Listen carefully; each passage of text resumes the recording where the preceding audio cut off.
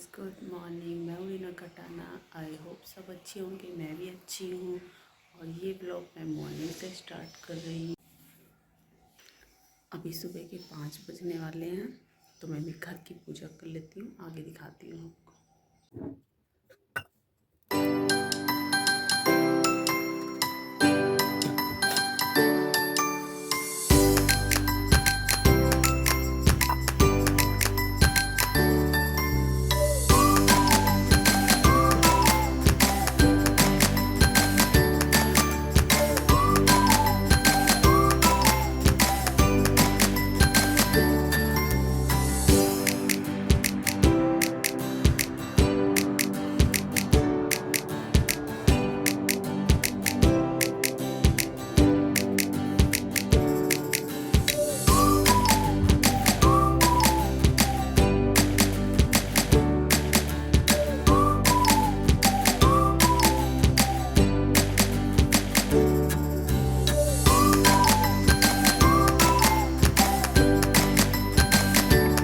तुलसी में दिया जलाने के लिए फिर चलते हैं मंदिर। वहाँ पे कार्तिक की कथा हो रही है और आगे दिखाती हूँ आपको।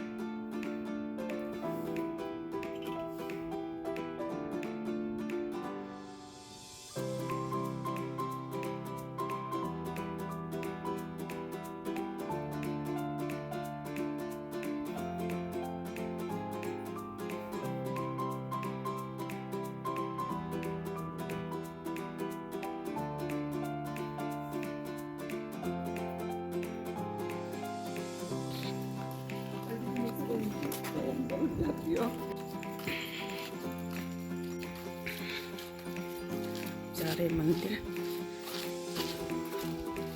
आगे दिखाती हूँ आपको।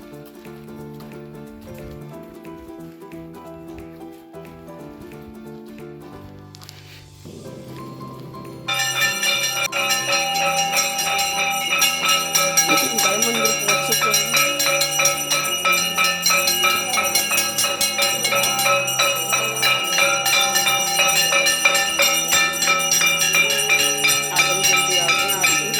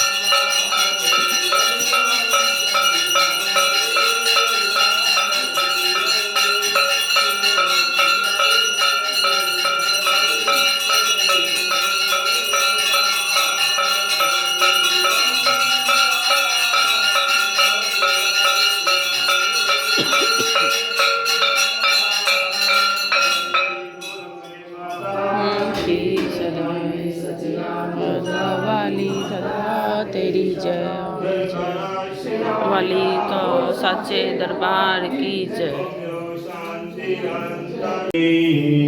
श्री गुरुर्ब्रह्मा गुरुर्विष्णु गुरुर्देव महेश्वरः गुरुर्साक्षात् परं ब्रह्म तस्मै श्री गुरुवे नमः। अखण्डमण्डलाकारं व्याप्तं येन चराचरं तत्परिदर्शितं येन तस्मै श्री गुरुवे नमः। यं ब्रह्मा वरुणेन्द्रो मरुतः इष्टवन्तदेव वैष्णवै वेदैः साविष्टैः गायन्त्यं सामिगा ध्यानावस्थितदेवतेर्मनिषा पश्यन्ति यं योगिनो मामयः सर्वे भद्राणि पश्यन्तु मा कश्चित् दुःखभाग् भवेत्। हर हर महादेव जय जय श्री राम।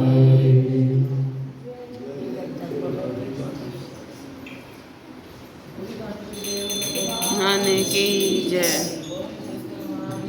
की जय।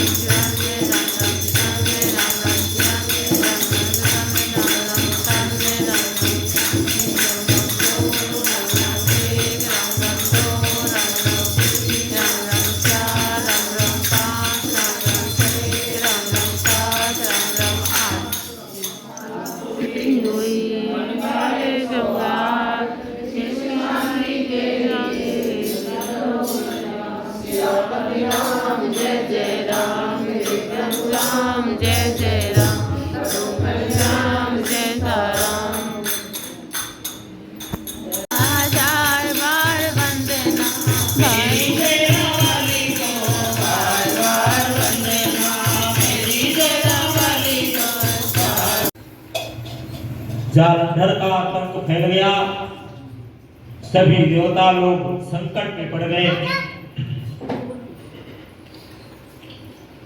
इधर जालंधर दैत्य श्री शिव जी की शिव जी को माया में फंसा देख करके महादेव जी का रूप धारण करके मां पार्वती जी के पास गया और पार्वती जी का रूप देख करके कामग्न हो गया। पार्वती जी महादेव को आया देखकर खड़ी हो गई, परंतु तत्काल ही राक्षसी माया समझकर वहां से अंतर ध्यान हो गई। तब जालंधर पुनः युद्ध भूमि में चला गया। उधर जालंधर के चले जाने के बाद पार्वती जी ने भगवान विष्णु का स्मरण किया। श्री कृष्ण गोविंद हरे मुरारी हे नाथ नारायण वासुदेवा। श्री कृष्ण गोविंद हरे मुरारी हे नाथ नारायण वासुदेवा। हे नाथ नारायण वासुदेवा। मां पार्वती ने भगवान विष्णु का स्मरण किया। तब भगवान विष्णु ने वहां उपस्थित होकर के पार्वती जी को आश्वासन दिया। भगवान विष्णु ने सोचा कि जालंधर ने स्वयं अपनी मृत्यु का रास्ता बता दिया है।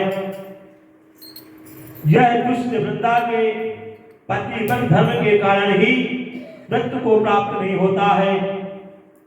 अतः देवताओं के कारण तथा भक्तों की रक्षा करने के लिए हमको ही वृंदा के धर्म को भंग करने का घोर दम करना पड़ेगा।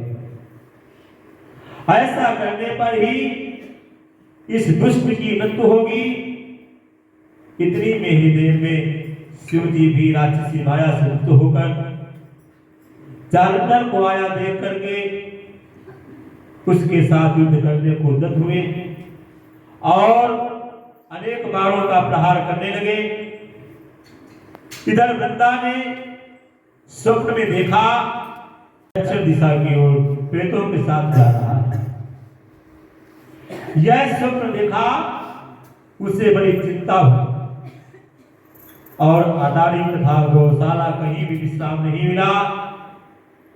तब वह एक वन में दूसरे वन में चली गई। वहां वृंदा ने सिंह जैसे मुख वाले दो राक्षस देखे। उन्हें देखती ही वह डर के मारे भागी। आगे जाकर उसके शिष्य सहित एक तपस्वी मुनि को देखा और उसे अपनी रक्षा के लिए कहा। उसको प्रार्थना पर मुनि ने अपने एक हुंकार से उन राक्षसों को भगा दिया।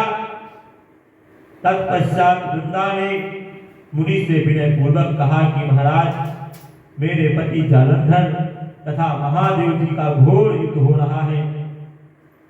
उसमें किसकी विजय होगी, कृपा करके बताइए, क्योंकि आप सर्वज्ञ ज्ञाता हैं। यह सुनकर मुनि ने ऊपर को देखा। उसी समय दो बंदरों ने आकर के मुनि को प्रणाम किया। मुनि के संकेत पर वो दोनों बंदर वहां से चले गए। फिर थोड़ी देर बाद वो दोनों आकाश की ओर से आए और उन्होंने वहां जालंधर दैत्य का सिर और धड़ लाकर फेंक दिया।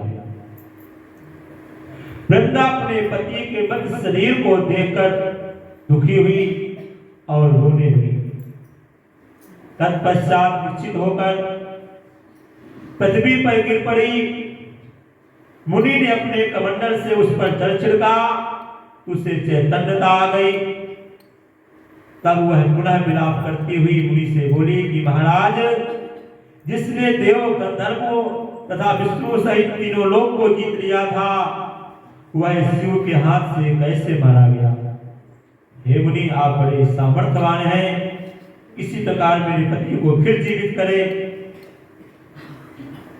तब मुनि कहने लगे कि शिव जी के हाथ से मरे हुए को कौन जीवित कर सकता है, परंतु फिर तुम पर कृपा करके हम इसको जीवित कर देते हैं।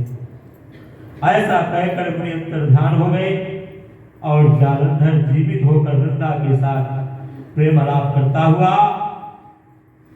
वृंदा भी अपने पति के भेष में विष्णु के साथ उस वन में रमण करती रही। परंतु एक दिन अपने पति के भेष में विष्णु को देखकर वह अत्यंत क्रोधित हो गई और श्राप देती हुई बोली कि तुमने मेरा पतिव्रत धर्म नष्ट किया है, इसलिए मैं तुमको श्राप देती हूँ।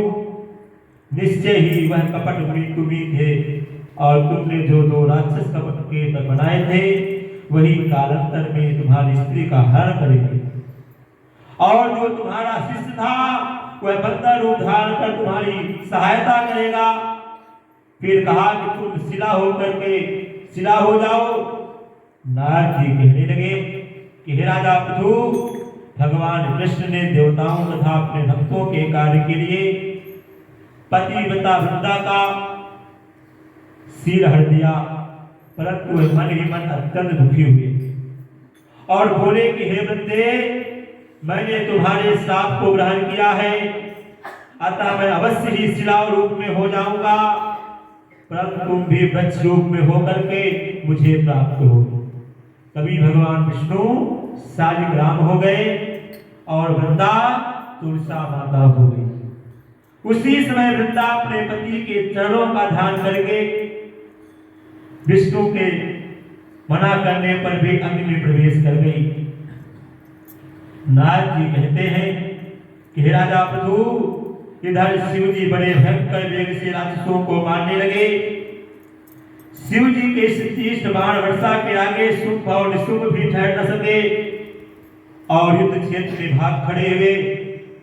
तब शिव जी ने उसको श्राप दिया कि तुम युद्ध क्षेत्र से भागे गए हो, इसलिए पार्वती के हाथ से मारे जाओगे। उधर जिस समय वृंदा का पतिव्रत धर्म नष्ट हुआ, तभी जालंधर का बल समाप्त हो गया। ठीक इसी समय विष्णु ने अपने सुदर्शन चक्र से अपने तेज सहित शिव को दिया। शिव जी ने अपना ऋषियों को तप के पतिव्रत स्त्रियों का तथा ब्रह्मा जी का तेज उसमें जोड़कर जालंधर दैत्य पर छोड़ दिया, जिससे उसका सिर कटकर भूमि पर गिर पड़ा। सिर और धड़ अलग होते ही जालंधर का तेज उसके शरीर से निकल श्री शिव जी के तथा वृंदा का तेज श्री पार्वती जी में समाहित हो गया। बोलो विष्णु भगवान की जय, शंकर भगवान की जय। उधर विष्णु वृंदा की चिंता में लौटने लगे।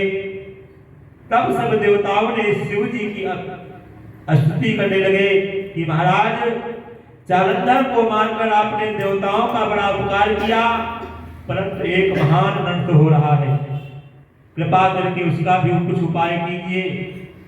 भगवान विष्णु वृंदा के पतिव्रत धर्म से मोहित होकर लगातार उसकी चिता भस्म पर लौट रहे हैं और किसी प्रकार का विश्राम नहीं कर रहे। तब शिव जी ने कहा कि हे देवताओं, तुम सब भगवान की योग माया की शरण में जाओ, वही सब संकट कटेगी। तब सब देवता योग माया की शरण में जाकर भगवान से प्रार्थना करने लगे। ओम नमो भगवते वासुदेवाय, ओम नमो भगवते वासुदेवाय, ओम नमो भगवते वासुदेवाय, ओम नमो भगवते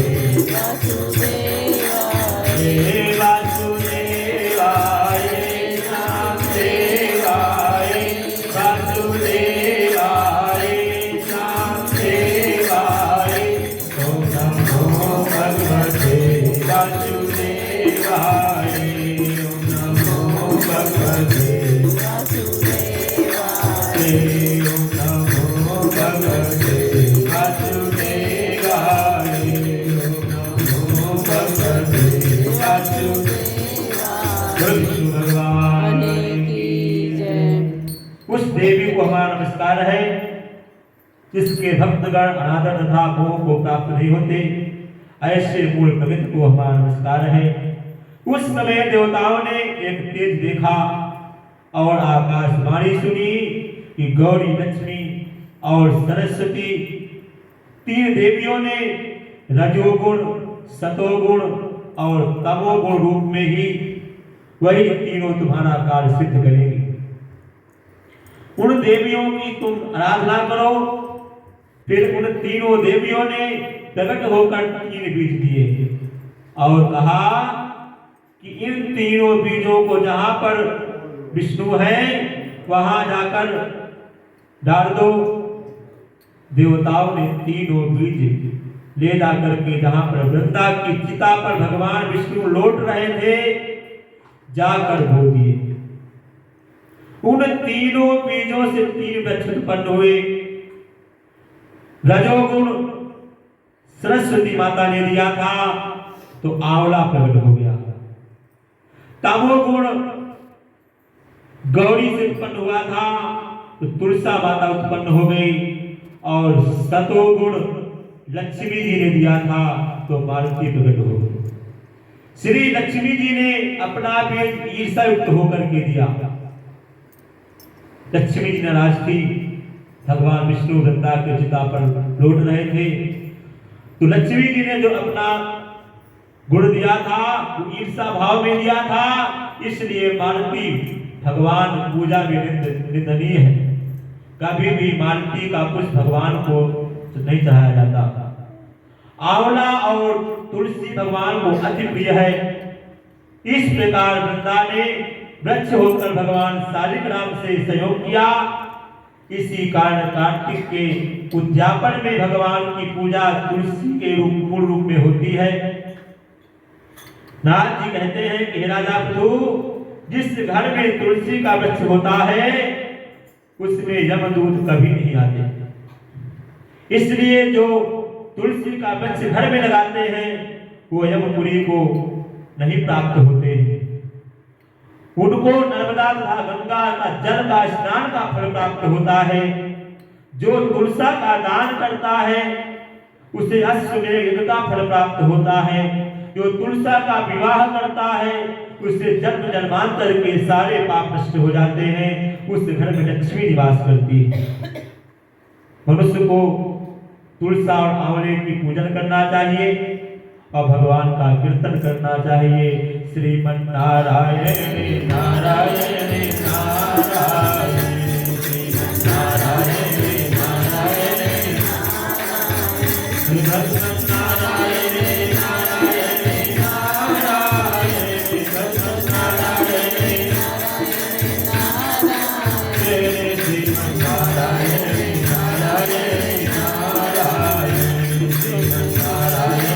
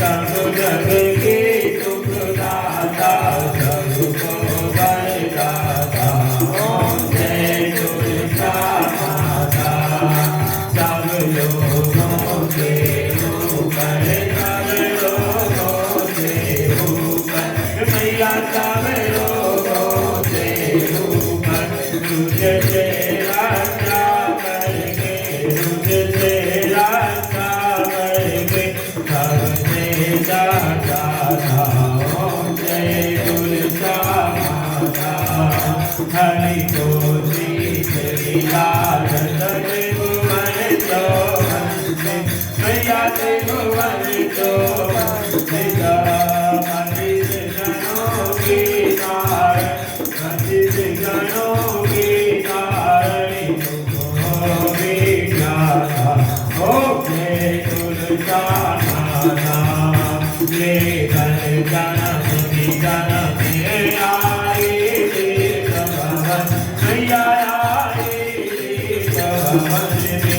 मानवलोक की जय, मानवलोक की जय, शुभ गणपति दाता ओम जय तुलसी। हरि को तुम रंग प्यारे श्याम गान तुम्हारे मैया श्याम गान तुम्हारे जय सुहरब है उनका जय सुहरब है उनका तुमसे है नाता ओम जय तुलसा माता ओम जय तुलसा माता।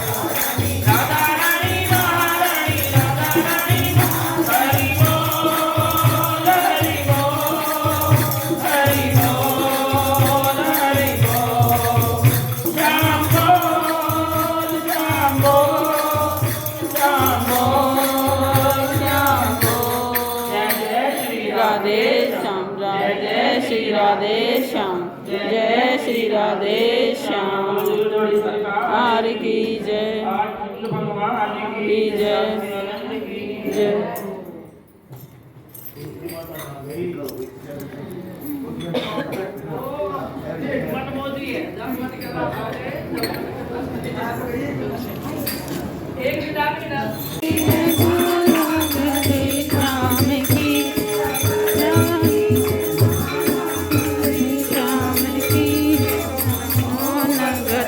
वासुदेवाय ओम नमो भगवते वासुदेव। हम प्रभात फेरी के लिए जा रहे हैं, परिक्रमा करने के बाद फिर घर पे जाएंगे।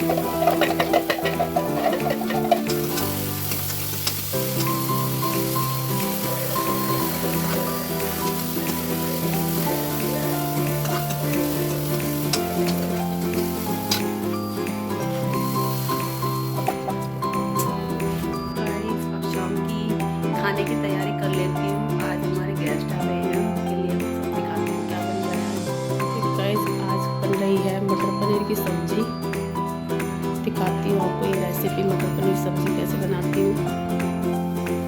इसमें डाला है जीरा,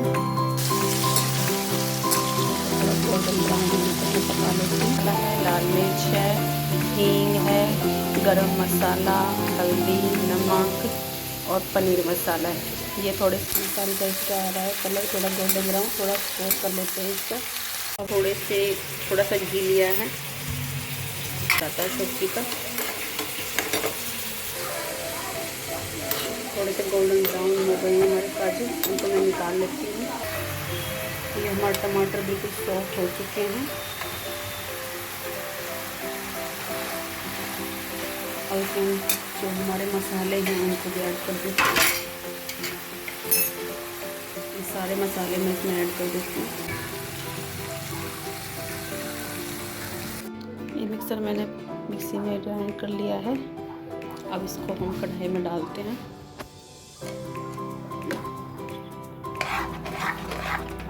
ये कढ़ाई में डाल दिया मिक्सर में मसाला। थोड़ी सी घर की मलाई रखी थी वो मैंने इसमें ऐड कर दी है।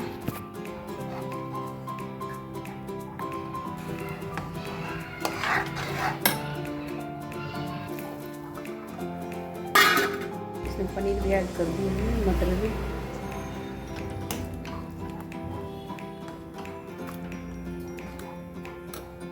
हेलो गाइस, दिखाती हूँ हमारे घर पे कौन आया है आपको। दीदी आई है हमारे घर पे। ये हमारी जिया है और ये दीदी आई हैं। दीदी नमस्ते।